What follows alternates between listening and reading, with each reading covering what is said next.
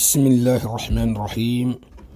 إن الحمد لله نحمده ونستعينه ونستغفره ونعوذ بالله من شرور أنفسنا والسيئات أعمالنا من يهده الله فلا مضل له ومن يضلل فلا هادي له وأشهد أن لا إله إلا الله وحده لا شريك له وأشهد أن محمدا عبد الله ورسوله وصفيه من خلقه وخليله وحبيبه بلغ رساله وأدى الأمانة ونصح الأمة وكشف الله عز وجل به الغمة وجاهد في الله حق جهاده حتى أتاه اليقين. اللهم صل على محمد وعلى آل محمد كما صليت على إبراهيم وعلى آل إبراهيم إنك حميد مجيد. اللهم بارك على محمد وعلى آل محمد كما باركت على إبراهيم وعلى آل إبراهيم إنك حميد مجيد. انت خير طلم سيلا خير طلم نبتلم تلام جنة الفردوس لما المكستا جهنم ما الممكن نديال المكسلا كنا قوى من ببيننا خير كوتدنا نالجا مال مستوسون يالنيا بس لن فنفنيا البلا كوتدنا نالجا من عملهم من بيلهم المكسلا مال منتنقلا مال مسطرة لها إجاب واسابنا بلا ما كستا بزاصفا ما بما الجنة الفردوس لما المكسلا جهنم مال ممكن نديال هنكسي كنا قوى مال مسي كنت جاني جاتك دل لبنكل ما دل مال طلبتوكا alumna banya nyala ko mebbe to hanks la banko joga nono mebbe ma allahumma rabbi sallam bi mbe kumala hijama laka hijama mumunti binyalu ngala saha man nun jahangul fo barsan jahangul kentato man nun jahangul fo de bam man wolje barsan talu ul mala jimi akotonte de ki malo bari mala jimi حديث منا تحجام لكوتو نبسو دولا كوفو وقتو القسط البحري ننت القسط الهندي أتى حديث الجوكتين هنالي الكي عليه الصلاة والسلام أكو ما تداويتم بأفضل من الحجامة لقسط البحري واو جمو المطلق لمنتا كوتو نلفلو بيمو الحلق النتي المالفون بس فنفنا من نفسه هسيا حجامتي أني قسطي القسط البحري نلمو بسبا التي نميناكي أنياما بلا ليركان واللولا نياتو بانيابا لجهانغو مغولو إسكران إستباب كران كران إسميا كران من كران برانش جي مينغا جان هميدي سينسي بار جهانغو أسنوها clinique la ka fanga ma nyala kew yala ham wala dunje hadolo opéré hadolo bulu soxo xam subhanallah da hakili mo kan ya haaju hatre fanga la bar mun na toti jandi yamfa femmi me kay akaran ko na lungo ko wo meke commerce fenti fendo bije hijama min janti ni min kata mutakhassis professionnel tato ikata hanga dikata mo hoti في خقول لهم تمخلة بايبي لحاجة البلال قال لك إلى ليه صلى الله عليه وسلم عرام بلاسان سيدنا أبو بكر الصديق يحكي خليفتي سهو ما كانت حلال غاغر لا مارشيتو كي تعمل تو خليفه متى غاغر لا فن دي بالا بال امبام بمنك لا ني سرا يتهيلا جالوما لون لو كو انت سرات دي نيمو يودولتي اكوتو يحكى منستو مارشيتو نسل ديما الى دي بالا بالو akoto ala commerce se min dama mboka sabulu yukhdar la ho dama nasa wuli kilin sto la commerce to karola nga wuli kilin yukhdara nasa million lesto nga million yukhdara mais omu mislimo la organisation lati mamiro bije say wala ki salmamul makuma almamul gorko hagole salaki salma kilil al gorko hagole subhanallah karamo la gorko hagole telephone ni gorog latina kema karamo bandi karamo sungo karamo tarla مغو سامن داكلو الباس على دون جهنم يكون قال لك لا فهم من فعليه الصلاه والسلام اقوم يا لمغو سكوبي جهنم تاتو نام كن نغلا تغرو التي ايتو حال ما مو بلا المام يالا كوم ان افريكا نيامين مجانفسا بيتو حال ما مو بلا المام يالا حال ما مي جمن جمين بسرع كانجي مغو بيت اللي صلي بولا حتى يدي ديمبال بالونين ايسه ساغي ورالي بولو فارين isi warin wahane ilu almamo ko ma bulu kulun ajifato kulun ala dimbalu ala bunto kulun dual fenning min benala wo bulula ihi ne la wokan na mo di bullo kalma mul bandilati askat yina tam yina mtarange ko kalma mul bandilati ya ha mem ho mol kalma mul bandilati janne mu de gor ko enum abari inte saraka ite se society danyini lantije ham ho bula service la atul jamala ni man sakunda masara atul jamala hakan himadin hala sa kun en sara baratul mo keda atul hakima kuma rulti bebe mutali la kuma kan inale almamu yinga kan khasara hakan ha iwadolata biska jina barol bula 5 prière aba bekel al bullaja abe khutubo to benna alhamdulillah ko ni soni atale nim mo man soto quartier man soto organisation ke biska jamala mo sal misro kan hamu kemelulu har beega 1000 francs ne bo franc guinéen abanta karola 1000 francs subhanallah hal 1000 francs 500 francs asasi bar organisation le mankir mo holma ni te no te be mo si fol tema ihi kan le bonga ne senu kili hakil mal fula ke bal mo hol saba ihi hakilol boluma ihi kan le boluma fo al sisigi ha to fo mbe min kala na ma mon tabarla nyinu nim mankata ha nyani la kuma isa kembule mo kurunte adonal mamo ken keta bandite ko bandile joti parce que kuma bandile joti parce que ada ha godo do mo ba ko bandile ma haram bandi yake alunga kata har 500 non 1000 francs organisation en ka isa mo do 1000 sara la 20 sara 30 sara do fo bi da 100 sara banim fente fola fo ha itu mo to kulun bullahi hatuli sago folima itu le dum balda salla algamalun sanali be kitilal habetenne nim mo do sorta san ka beta afan ke binya lulati akota beta baro ta habinya loke ala hakanne hanyin iwado dama non te nimin nata ibe ne sarala e binya lola ina gorko hagole kol ki hake fi sabilillah iti sibara fi sabilillah fi sabilillah ante forcé tre nimi lafta kelle mo be forcé ki hake fi sabilillah abakela alale anta for asike alale ma hakole ko fi sabilillah ma ko fi sabilillah nafsika subhanallah abetenne comme ngene min fo mbe nyas falalie bari mbe conseil min la lakan ala ta hadun ke yade do hatta halamu ni muro ni sirfe ni mantargo ta hatta hilo ko ma hato tele ni xamin soto te fan ko nyini de a fotale ni fenga fota a Kenya haddino le salo kalu sali yana tan burgun son ko hasali wonte de salo Kenya anin salo yamaro min kat salo la anin salo Kenya abemu yamarolti baro le betene baro betene baro bara ake ana Kenya baro nyi alla kila le salatu sama habaru in khibaru fo bar hatar shinwal bakan lonnal ko ka hasan wuli kilinsi wala bara qotolmu ma ha khibaru fo ikomi hal qistil bahri fo nyamina hatra abota indi la qotote komi arabul yam wala ka koko al qistil bahri puisque c'est na tahabat bakan silul non tal qistil hindi abota indi le abi mata ko to kilinalti anonol dol be bori ñom bon ikomi nga min do présenter warto nga me ko dol batala amazon la dol batala dol ba gagala na hakilini fengelo jani be dunnato ñinte ko me samtu ya mo hoje samtu gagala ko to franga samtu gaga kay marchele ya mo hoje fugula gagala ko to franga fugula gaga ka se marchele ya mo hoje drogo gagala ko franga drogo gaga ka se marchele mo ni leftesna isma tal mo bulu ntendo la mo nya bar konto dia kan ke mbo ken folele mo hoye puisque tuma doni hafo ala haladu ka do sa ko mun ko meta hasanja misato amazon sifalo nta ho ke machine ma fen leti ani comme ordinateur na la machine bar hadum fen lu sangi surtout basima mo hobulu ikama mo hoylo har min be boutique fo ala e halonne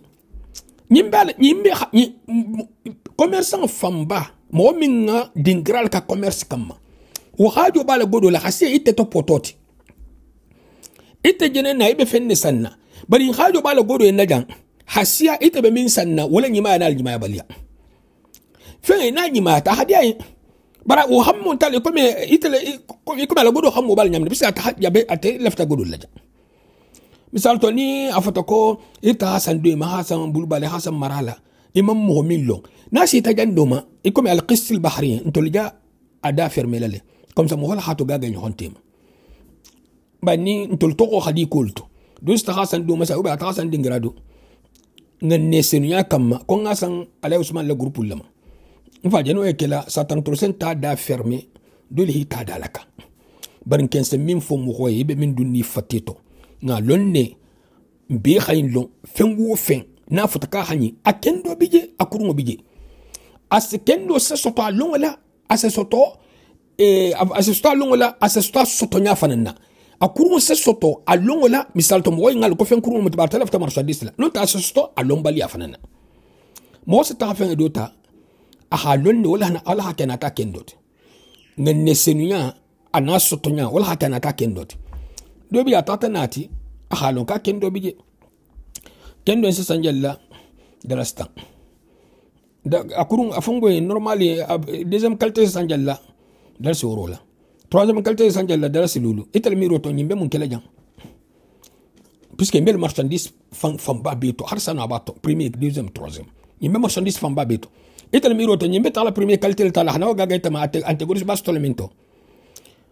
al mun ben sawma konto di al kemu kudo bi ni ha gangula si mo holmale nasi tamim mabutu ina tata a servi mo holla tata servi mo holla etel halibata la nyamini ba servi la nyamina bari nyim fana njo la la nyin kan puisque dol bi je se fensi fay lu gaga imi atofo bar misimi al konto di yalmu isa jele dol bi fensi fa dol jele dol bi ba gaga la ise to do fa kunto to onte toti bari nyin sabula do kan tay bula to mim malon ata fen fo gaga mo holma mo honti je min nga fo nin fungo to nyabu nyokonto hasiya fata fingite hakke ani bo ani arabul yafana hakke fen furu faro se gaga ya fen nati nyari mi sa gaga jela hadin na turule min se bonya nsa to basan surtout min ben al habanya fe ntol fanga ya turule min bige mo bo fon to basan he nyol da futol funa da futu ba dole bo hatito nyaati nyaabe ma futu ko ilhamno ko turule doni se turule go mo khole ma mun na laftala aha fen ne kato min sala siya athala godosto subhanallah non te tululi nambaran toko le nambaran tako fengo fen si fa nambaran tiko bar min na tati nambaro boloko problem bol comme jene min fo fen tolu bije comme ni marchandise jari ngelemu min bebla la fatima har min bebla fatima parce que fatima bla ma fenga dol bije fana jatti do bije satra kudol be denga dol lale surtout min be digla konoto mais fa mo mo kan ta hasan na isno tan har shinwama barin kemben na konto dia kan ala kanne hatu har jeli li min jatti min jab ayibla min kono a jelatin ma biji misal to ayibla min kono halalante a halala ma biji o be mu detail do leti ku sfolto ibi ikono fala fenna na dino man songa ma misal to haata biska ayibla min kono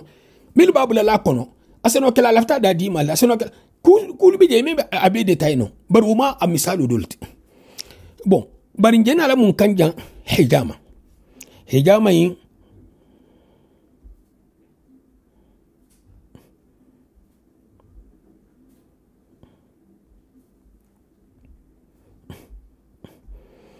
hijama min genti nyimmu basbaleti nim min no tala jimila al qistil bahri saminkiye yin fana sola kila هري لديتال منك كلت بس الحجامة تميل وقته بي برقص البحر سنة انت وقته بي قال لك عليه الصلاة والسلام صحيح البخاري كنا عن عبد الله بن مالك ابن بوهينة قال احتجم النبي صلى الله عليه وسلم وهو محرم بلحي جمل في وسط رأسه قال لك عليه الصلاة والسلام حبين يولولي أبي هيجو بوزيسونتو دينجرادو جمين تهم بلحي جمل دينجراد دولمو أمانجان مدينة لا في وسط رأسه أستغفر الله أمانجان مكة لا في وسط رأسه أكونو تيما bon نينسا ممكن مهولا hijama la muna fanga doni tunga la suti adoni yelo mimbe mo fateto ase simbi ase ja abeseke ase simbino ase jano ase lo kurunyano ase keno al halu beti a misalo bele comme ni kha fossé ya hadin ko sin comme c'est mil sin capital ji khaburi nto le problème keta muntin tolia nto le fossé lu isena hanyamo ka kono njab ni salu le talal ni hanya mo kono ka kono mun seke jesi bamburla akono butu subhanallah ninje hi bamburla kono ninje na ta man tamilasto asaba sohola astamintu astadin girato man kan hataja minna jestamintu jestadin girato man kan hataja minna mun faranse ke je dole se tu sigirin gamin bulekita asana ke munti sumoybo asa khanqa je se toli yelo fana beten de fasufe ni yelo e borra circuler la correctement anyama mo me jangaro ni mo e jangar la yelo il laisse problème sto yelo ngi baro aje boro men kel nyimbe jar baro la ilaha illallah altala mansuti la ilaha illallah yelo be jar baro la ni yelo nyi simbita problème ni yelo sur setata problème yelo nketa la hal fen kaybe problème sto la halulka awa hijama nyi yeli jago minse yeli kendo kale milse simbi wonya hayelo lu kale ko me fose kono se tolinya min hanya mol faaje nasi ban ni lu kale tabutu yeli normal se bloqué et se mo jabata la xam fu damt abata sud sete yeli normal milu je bloqué ni lu se taxile la butu ata jangarol provoquer nko ben dimin ala zabet batele ala tension batele jangar kun tan besel ma fatito yelo ina circulation bali asabula higama sanyi ne be korondo yeli buri silo illa fasolu fe yelo khaburi comme haka khaburi nyamina alla kila al kamali salatu wassalam akalma al fanga jar fen minga scienti docteur hadi explication ataman détail obedi mais docteur la explication min dama kabirina ta higama iblatako ya khatra khairo min bato e explication do le munti bon ngamira dol si bora ma pisiki tegen mesi mbato na haklen tegen mesi o me fuske mo hola la ilaha illallah hijamai muna fanga dole munti me be fono ase tension attaqué ase diabète attaqué jangaro kun dimingelu kono dimingelu fen wo fe nin jangaro mu hijamai sabe ta kel fateto asabe ta kel fateto ni min botama ibanga ja salo fanye inte baba rahimahullah nyale te kamala sembulo ta karsaba sta hawsali ya lagine hata binyolo bara hawla jimela de asta binyolo bara fan ko hana fala de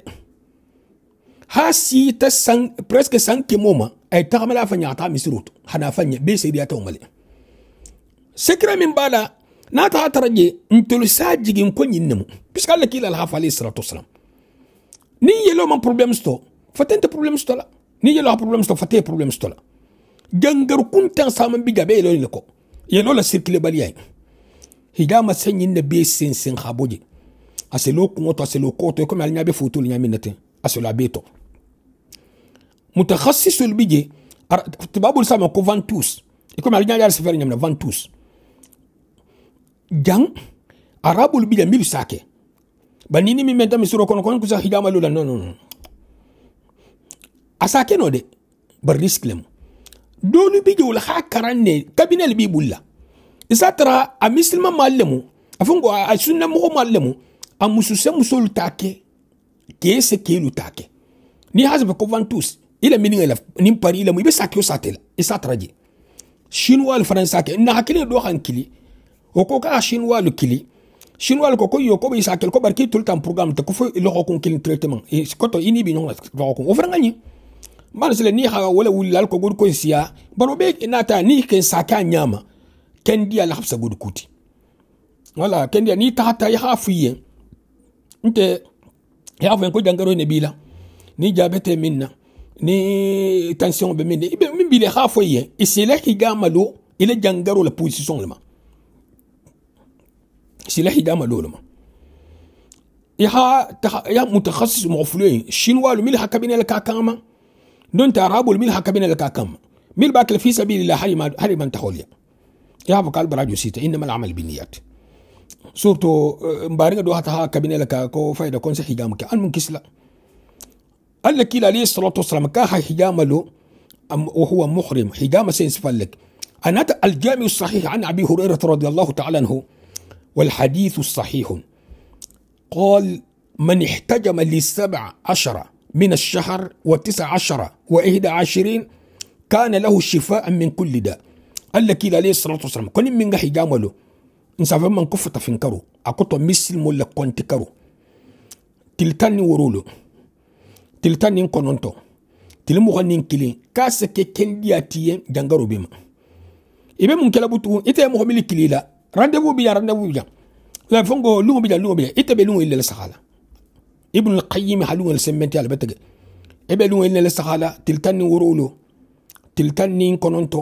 tilmu xanin kili ite hila lungo be yinuma inshallah wa fanan khairu sasiya hasiya ni hila lungo be lungo tama comme nyala fa damni hila lungo be woluma wolu ñu xonte akutonte ko di haki wotanolto e me fen stato ici bon fan stato bar mon fan la seignante أبتلني الجامع الصغير للسيوطي والحديث حسن عن عبد الله بن مسعود وأنس بن مالك قال ما مررت ليلة أن النبي صلى الله عليه وسلم قال ما مررت ليلة أسري بي بملأ من الملائكة إلا قالوا يا محمد مر أمتك بالحجامة سبحان الله الجامع الصغير كان لا سيوطي عبد الله بن مسعود حديث عن انس بن مالك قال لك لا عليه الصلاه والسلام كم من تنبي ملائكه جمع دولا كتب ملائكه بعدو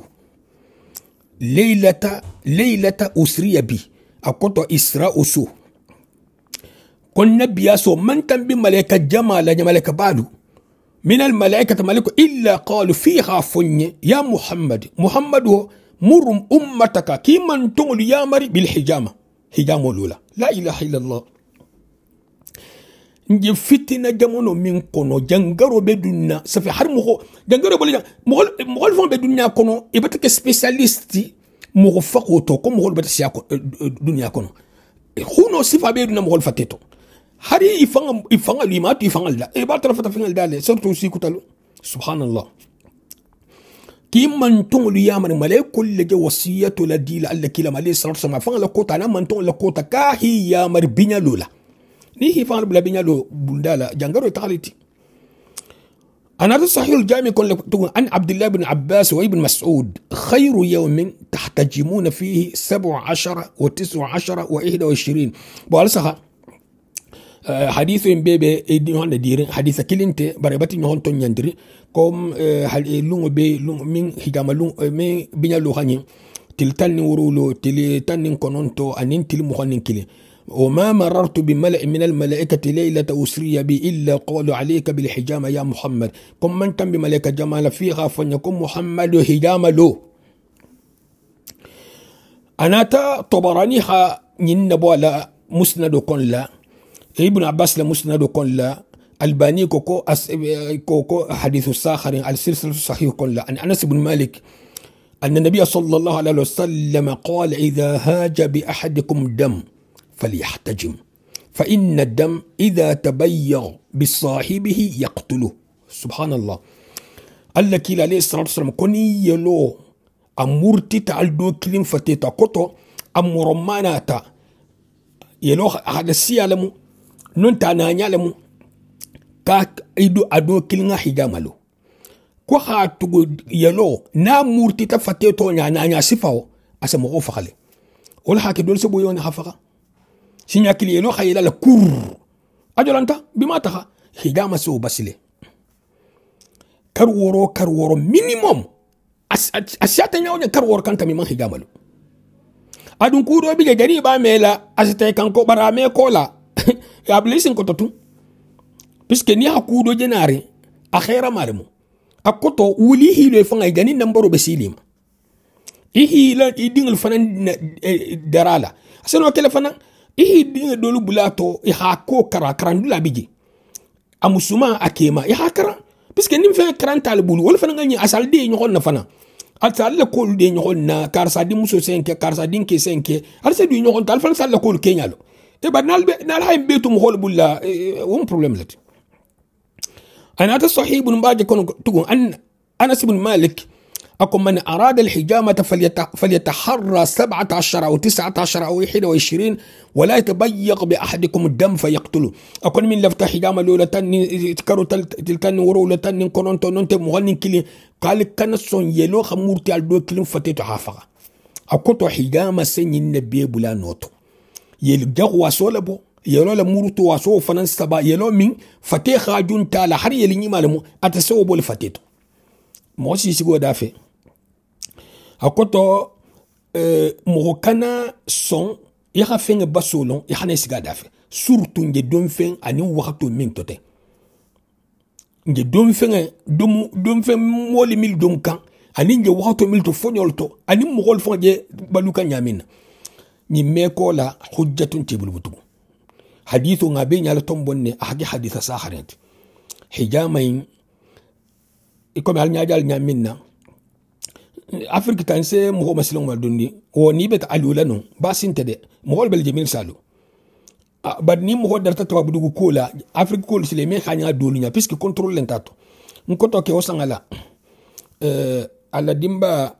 kono ultala kita ta hôpital ki hatra fango gardien de biji hata docteur batta ka ko docteur tahtale ko ki lafta munna kono ko lafta docteur kono ko c'est pas grave ab ka ta fango ngal pikir to ma fango rata to ma to mo nyogo to ko ka ko pikir wija subhanallah wali jati intranje sila dangalale al ben som bari dingra dolu bije mo dolu bija sino kala lagine fu mo sifal to be Senegal to akata jaw janti mo dolu bije satra mo nte kam mo to fengi ha mo la saxanin commerçant la mo alla kila alayhi salatu wasallam ko kullu tajir fajir illa man amana mo min be gidirin commerce kama nyimbi ya ali keku biske yi lafta godo laja do kan ta higama sola la bun kono je non ta la bas bun la je ko fayda ko higama bija nte se mo bela ke ko ma nko mo hoke nte me afo mo ya ta ko la ko ta ka ba to tegala me o fo mo ni min ba kele kha ni min be to babu ya ta shinwalia non te ta arabul bentere milu kilnik bi bulla kilnik bi bulla nya kaytol bila ba ida hanga nyo kaytin tabulo la hi to fa je fo faral data ko jandi yam fa al mun kislawma bon aselo misal to lamu le seta afrique hari jam fana ise fongo ninga dolta be akan male fonte lamu directement bal africain c'est lamu leje bal lamu isile ni intata est-ce que mo fule se tegele lamu kilne mo saba mo nan o be man ya slan kasabulti ani jang ani ya slan kunti jande bari se sle kunti afrique dum ni ali ya slan ante min bulu asno so bakel ante kana fa toro lamu san lamu kilna sabe ko kunte iko ke kuma ko kunta abele comme chauffeur jaxo bi la mbourla abe tambila mo tani hidal ma nyam la hinani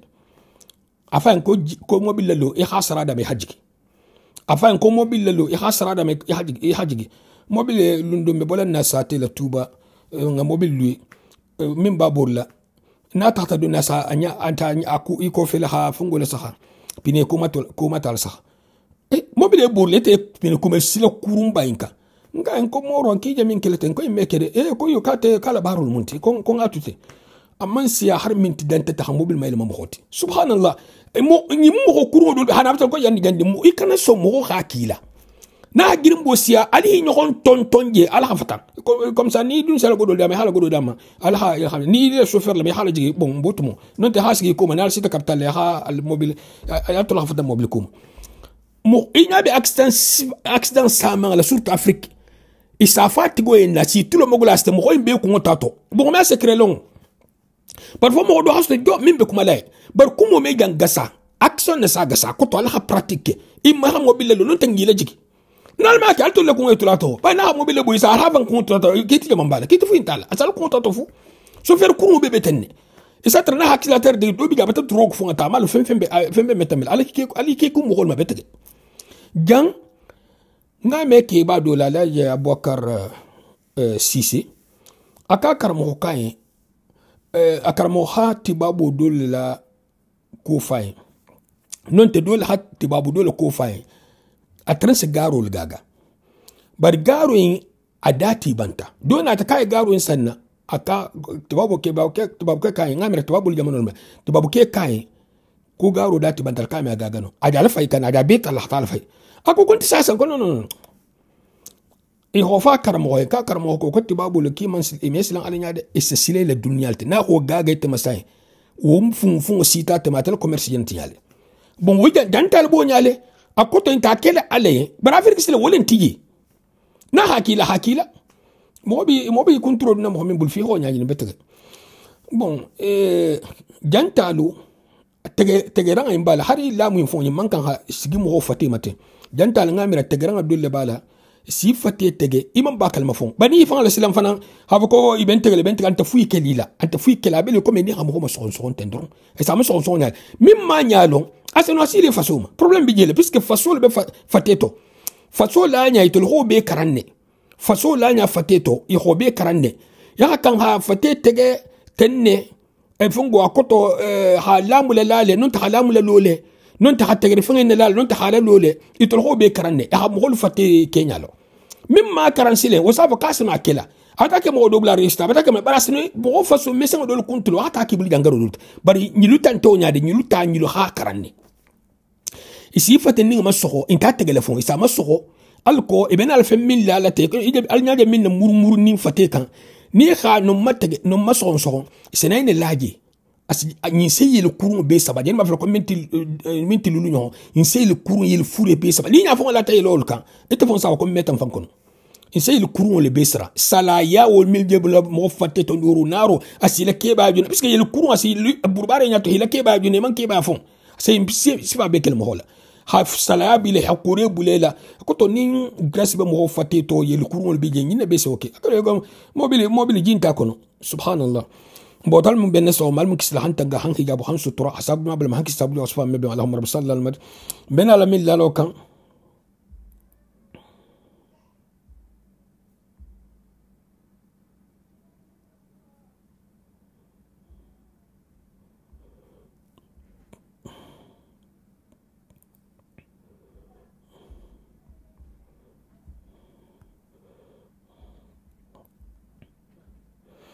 منا من لا لكن القسط الهندي نمين لكوفو غاتيتو كوم هدول باغاغا كان ما فو مو هندي كان غاغا برم باغاغا كم نمغول باغا بنا لمن لا لو كان القسط الهندي ناتمنتي كوم هدول باغاغا كان ما فو مو كان غاغا دي برم تلب من غاغا لم بنا لا سيني لا ليما نال خوجه جمينا نسنا نيميرو فناندي نال هاي جمينا قالبا سنة انتلوتا mbalala olma mafu moye kan ta hasanga nya fere bar mbalala tamale ay milu bulu anim sinyi min bama akoto etiquette min bama also beje comme ça alko ibe asanna al halamin kay tafan khalo lafta asanna janne ou bien lafta asanna janne wassalamu alaykum wa rahmatullahi wa barakatuh.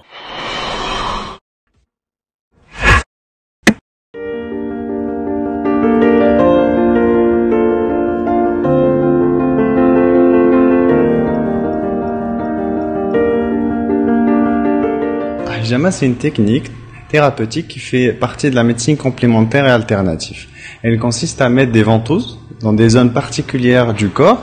et après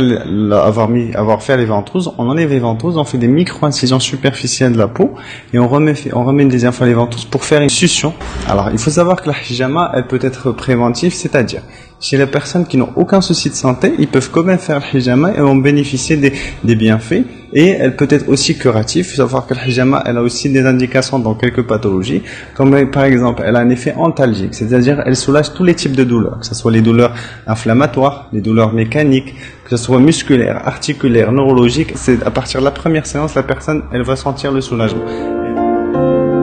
La hijama, elle a plusieurs bienfaits sur le corps. Parmi les bienfaits, elle a une action sur le corps par rapport à l'épuration du corps. Elle va aider le corps à dégager les toxines, les cellules altérées, les substances qui peuvent être en excès dans le corps. Elle a aussi une action sur le système immunitaire. C'est-à-dire, non seulement elle renforce l'immunité, mais aussi elle va aider à régler les dérèglements du système immunitaire, comme les allergies, et aussi à aider à contrôler les pathologies auto-immunes. Elle a aussi une action sur le système nerveux. Elle aide à réguler le système nerveux, c'est-à-dire les organes qui travaillent au-dessus ou bien au-dessous du seuil de normalité reviennent à leurs paramètres normaux. Et aussi sur le système endocrinien, qui est le système qui est responsable de la sécrétion hormonale du corps. Tout le monde peut la faire, mais il y a quand même des cas spéciaux où il y a des contre-indications. Et il faut faire très attention. Par exemple, pour les femmes enceintes, les femmes qui allaitent, les femmes en période de menstruation. C'est contre-indiqué de faire la hijama. Mais pour la population générale, c'est vraiment, on va voir au cas par cas les pathologies, les traitements que la personne suit. En fonction de ces données-là médicales, qu'on pourra juger est-ce que la personne peut ou ne pas faire le hijama. Là, pour les sportifs, oui, aussi le hijama, vous avez vu sur les Jeux Olympiques beaucoup de traces de ventouse dans le dos. Il faut savoir que le hijama, elle peut être faite en pré-workout, c'est-à-dire avant l'entraînement, et en post-workout. Alors le but en pré-workout, c'est quoi? Le fait de mettre les ventouses sur le muscle qu'on va solliciter dans l'exercice physique qui va venir, eh ben on va faire un appel d'oxygène et de glucose au niveau du muscle, c'est ce qui va améliorer la performance sportive. Mais par rapport au post-workout, il faut savoir que le muscle, il va travailler en aérobie et en anaérobie, qui peut donner une accumulation d'acide lactique au niveau du corps. Et ben, juste après l'effort physique, on met des ventouses sur le muscle qui a été sollicité pour dégager l'excès d'acide lactique au niveau du corps, pour réactiver la circulation sanguine, pour accélérer le rétablissement des faits musculaires. C'est ce qui améliore la performance des sportifs. La fréquence, ça va dépendre du motif pour lequel la personne veut faire le hijama. Il faut savoir que si la personne veut la faire à titre préventif, il y a 2 fréquences qui peuvent être suivies. C'est soit une fois tous les 3 mois ou bien une fois tous les 2 mois. C'est-à-dire de 2 à 4 fois par an. Après, on a d'autres fréquences qui vont être pour les pathologies ou bien la fréquence de la hijama curatif. Ça va dépendre du motif ou bien du problème de santé. La séance, elle dure en moyenne une 30aine de minutes. Elle se divise en 2 parties. Une première partie qui est une hijama sèche qui va être en 10 minutes. Et par la suite, va venir la hijama humide où on va faire les incisions pour faire sortir le sang du corps en fait. Avant la hijama, il faut que soit la personne vient le matin à jeun, c'est-à-dire sans prendre de petit déjeuner, parce que la hijama, l'effet optimal d'yalha, quand la circulation elle est neutre, c'est-à-dire à l'état de repos du corps. Il y a des organes qui sont stimulés. Alors voilà, en fonction du problème de santé que la personne a, on peut aller viser un organe cible et réguler son système nerveux et réactiver sa circulation sanguine. En fonction de l'étage vertébral ou les nerfs qui sont responsables de l'innervation de cet organe, on va mettre les ventouses à cet étage-là pour avoir une action sur cet organe. Les formations de hijama qui sont pratiquées actuellement, ça dure entre 2 à 4 jours au maximum. Moi-même, je propose une formation qui a été accréditée par l'IPMH. C'est un institut qui se situe à Londres, qui est responsable du contrôle des formations, ou bien du contrôle des praticiens aussi de la médecine holistique, ou bien médecine complémentaire et alternative, qui regroupe toutes les thérapies complémentaires et alternatives dans la hijama, l'acupuncture, l'auriculothérapie, la réflexologie. La formation, elle est en ligne. L'accès à la plateforme, il est à vie. Vous passez la partie théorie, puis vous avez la partie théorie pratique. Tout est en vidéo enregistré sur la plateforme. Et à la fin, vous avez un examen que vous devez passer en ligne aussi. Et par la suite, il faut avoir 80% de réponses justes pour pouvoir obtenir le certificat.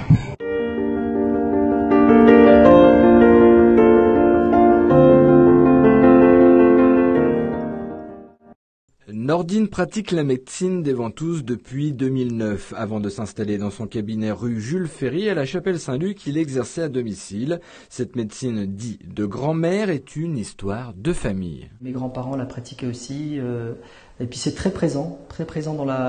la culture arabo-musulmane. Donc tout simplement, je me suis investi tout simplement dans ce domaine parce que c'était présent chez moi, et puis du fait aussi que je m'intéressais à tout ce qui était médecine douce. J'ai aussi fait une formation d'herboriste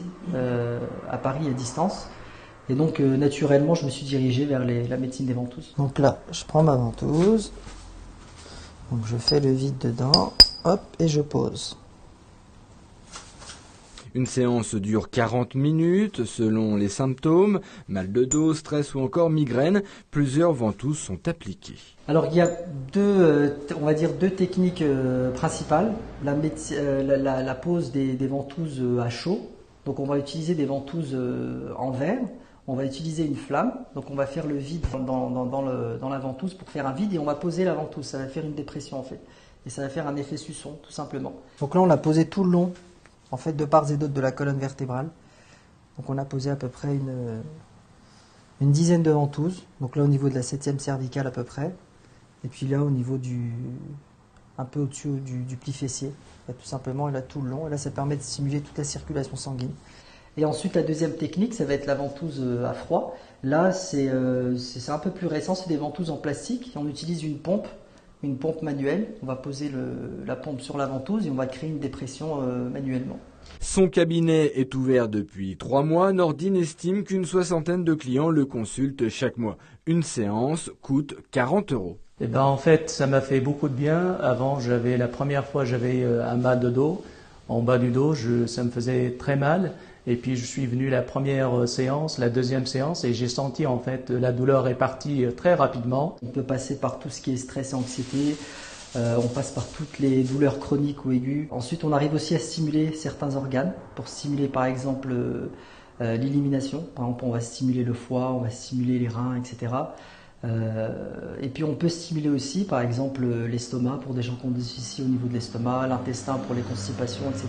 Les premiers à avoir pratiqué cette médecine des ventouses ont été les Égyptiens, les Chinois, les Grecs. Aujourd'hui, Nordine a pris le relais et compte bien remettre ce patrimoine à la mode.